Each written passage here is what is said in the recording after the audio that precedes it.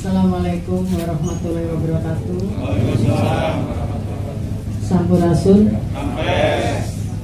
Yang saya hormati Bapak PLT Bupati Cianjur, cocoknya memang Kang Dudi ya, Kang Dudi Sudrajat Abdurrahman Abdurrahim. Lalu ada Pak Heru yang sudah dari subuh alhamdulillah membawa bantuan dengan truknya dari Kasubdit Logistik Kementerian Sosial RI.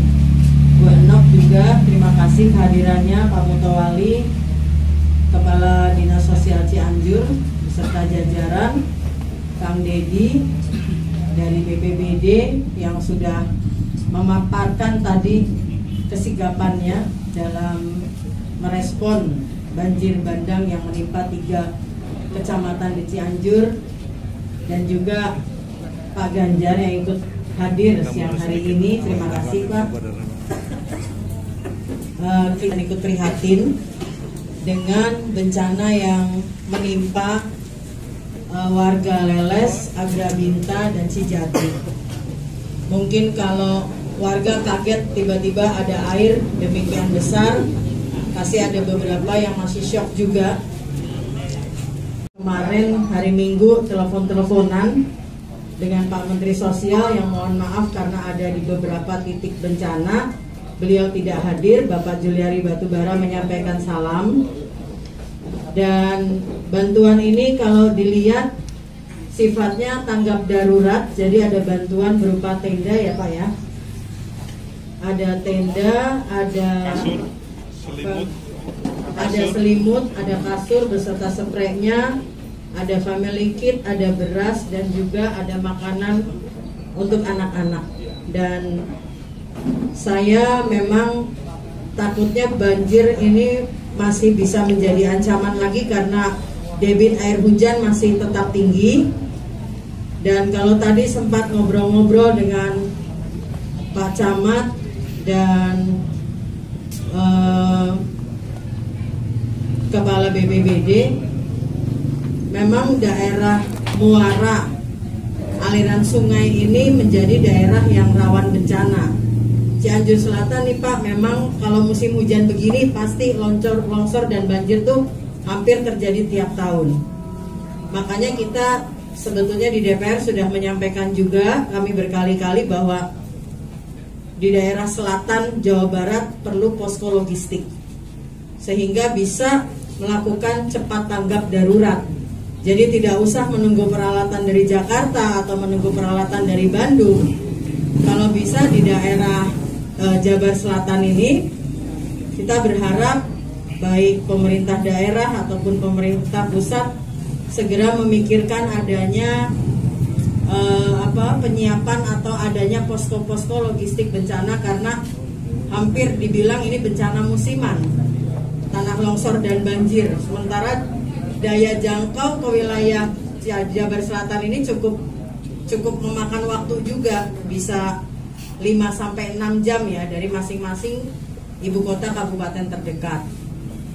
Nah, yang berikutnya posko, ya semoga perlengkapan ini bisa membantu bagi warga yang kehilangan. Saya tadi juga dengar ada yang berasnya terendam, ada yang kasurnya udah rusak karena terkena banjir. Dan ya ini semoga bantuan ini bisa membantu, bisa membantu warga yang terdampak. Dan tentunya juga bantuan dari pemerintah Jawa Barat, alhamdulillah Pak Dudi, pemerintah Cianjur juga, kita bahu-membahu. Situasinya memang sedang sulit. Selain di tengah pandemi, Cianjur juga di beberapa kecamatan menjadi daerah merah COVID, yang tadinya terasa tidak mungkin COVID sampai ke sini, tapi ya ternyata sudah sampai Cianjur juga. Jadi di tengah keprihatinan, kita benar-benar ikut merasakan kesulitan bapak-bapak dan ibu-ibu yang tertimpa bencana pada awal musim penghujan kali ini. Dan semoga bantuan ini bisa sedikit banyak membantu. Selain juga kita tetap memberikan perhatian, memberikan penguatan, dan kiriman alat berat tentu dinantikan ya Pak Dedi.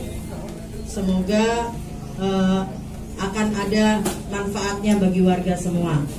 Terkena bencana bisa juga ikut bergotong royong, ikut membantu, mungkin ada saudaranya, ada anaknya, ada keluarganya di desa-desa lain yang juga bisa memberikan bantuan secara kekeluargaan. Lalu saya juga mendapatkan masukan tentunya tentang perlunya beberapa realokasi pemukiman di daerah konservasi. Di daerah konservasi alam itu kalau di pinggiran sungai itu memang sebetulnya tidak layak huni ya. Nah ini juga yang diupayakan sinergi antara penanggulangan bencana dengan rencana penataan ruang wilayah. Nah semoga ini juga bisa kami sampaikan sebagai masukan bagi pembentukan RUU bencana yang sekarang sedang dibahas di DPR. Juga kerjasama di lapangan antara BPBD, antara Kementerian Sosial, tentunya juga TNI yang hari ini sedang berulang tahun. Selamat ulang tahun Pak, dan kami kiranya sebagai garda depan ya. Garda depan tentu di tengah bencana ini juga sangat terasa oleh masyarakat. Dan demikian dari saya, semoga langkah bapak-bapak sampai ke sini bisa membantu meringankan dan memberikan bantuan terhadap masyarakat yang terkena bencana. Wabillahi taufiq wa hidayah. Assalamualaikum warahmatullahi wabarakatuh.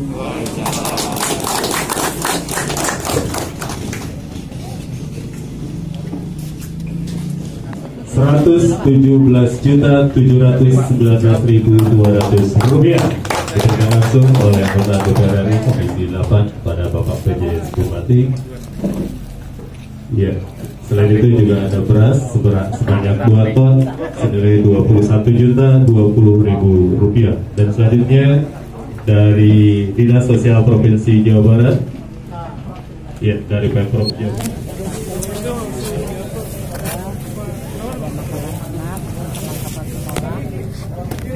Ya poinnya lebih banyak ke darurat ya, logistik darurat, kedaruratan bencana. Kemudian Ibu mendorong agar kementerian terutama BNPB menyiapkan posko khusus untuk bencana terutama ya, di Jabar Selatan. Karena kita paham Jabar Selatan ini daerah tanahnya memang tanah rawan ya, tanahnya empuk gitu ya, tanah gerak gitu. Nah sehingga sementara dia ada di daerah batas samudra Laut Selatan Jawa yang berbatasan dengan Australia, artinya gelombang besar, tapi satu sisi punya persoalan juga dengan berbagai titik longsor. Dan karena ini juga daerah muara sungai, yang wilayah-wilayah pinggiran sungainya itu harusnya merupakan daerah konservasi, tapi banyak beberapa titik menjadi pemukiman. Nah sehingga kerap wilayah selatan Jawa Barat ini terjadi bencana banjir dan longsor. Nah sementara daya jangkaunya baik kalau perhatiin dari Bandung atau dari ya mulai Pelabuhan Ratu sampai Pangandaran ya, termasuk Cianjur, dari ibu kotanya ke daerah selatan itu cukup memakan waktu. Dan jalannya juga bukan jalan besar gitu, jalannya jalan kecil belok-belok gitu, sehingga kalau mengantarkan teknis logistik bencana untuk bantuan logistik itu butuh waktu gitu loh. Nah menurut saya memang akan sangat efektif apabila di Jabar Selatan ini dibangun beberapa titik posko logistik kebencanaan, sehingga bisa kalau ada bencana-bencana macam ini bisa direspon cepat gitu. Termasuk juga mungkin tenda untuk pengungsi gitu ya, sehingga BPBD-nya kan nggak misalnya bergerak di lapangan tapi logistiknya nunggu 1-2 hari dari Bandung atau dari Jakarta. Nah ini menurut saya sangat tidak efektif gitu.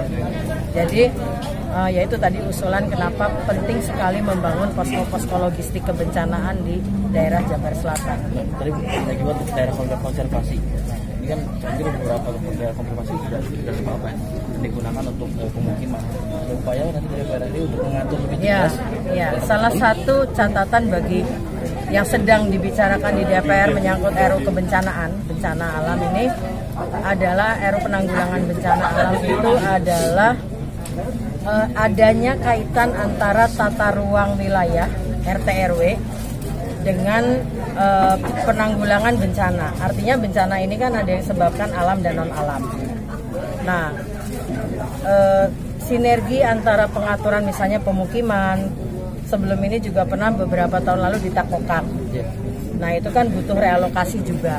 Artinya banyak sebetulnya daerah-daerah yang rawan bencana dalam tata ruang, misalnya bukan daerah pemukiman tapi sekarang sudah menjadi daerah pemukiman.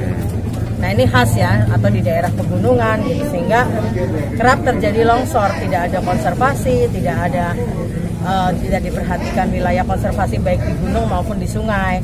Nah, jadi salah satu yang menarik dalam pembahasan RUU kebencanaan adalah adanya adanya hubungan antara penataan ruang wilayah dengan preventif kebencanaan gitu, dengan proses pencegahan atau penanggulangan kebencanaan.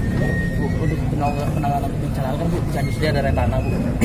Tapi untuk jumlah dan untuk mereka sendiri sangat terbatas. Nah, ada upaya nggak dari pusat juga mendorong biar ada ke daerah bantuan agar penambahan Retana hingga peralatan dan lain-lainnya. Relawan tangguh bencana Bu. Relawan tangguh bencana kalau saya perhatikan BPBD cukup banyak relawannya, ditambah juga Tagana. Mungkin juga ada relawan-relawan lokal di tingkat desa.